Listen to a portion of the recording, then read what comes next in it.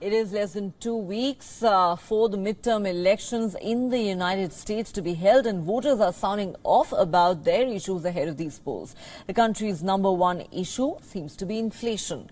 Our correspondent Susan Tehrani decodes it further. Can you show your handsome smile? Yeah? My cell phone is disconnected because I can't pay the bill. I mean, it's just the everyday necessities that people take for granted. You can't afford them anymore. And when you're stuck with nothing, what do? You know? This is my dog. 38-year-old Chrissy Zeffield is in between jobs and sleeping on a twin-size air mattress in her best friend's basement after losing the house she was renting and spending weeks sleeping in her car. I have my 2 suitcases right there. That is it. That's my property. Other than my dog and blankets and pillows. So, it's been a struggle.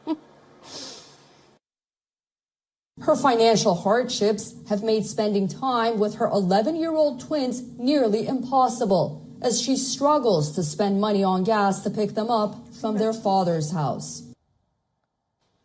I can't even pick them up to take them for ice cream. Just something as small as that. And I feel like I'm never going to get this time back. I'll never get this time back with them. Zeffield believes the Biden administration is to blame for the rising inflation. I did see a huge difference in the economy and everything when our former president was in office. Our gas prices were down. Food costs were great. Shelves were actually stocked in the grocery stores.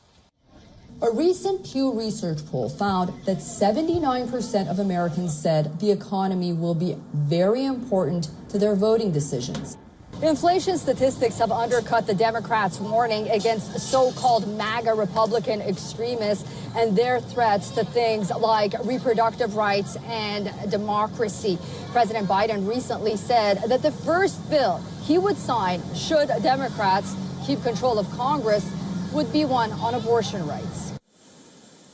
However, in this final stretch, it seems the Democrats, led by President Joe Biden himself, are rushing to find an economic message, one they hope will resonate with voters. The key things I've asked the council to take on was the unfair hidden fees known as junk fees that are taking real money out of your pockets, real money out of the pockets of American families. Things like, as been mentioned, surprise banking overdraft fees, excessive credit card late fees. The president went on to talk more about, quote, junk fees and blamed corporations. However, the question remains whether efforts like these are too little, too late. Susan Tehrani reporting from New York for WION World is One.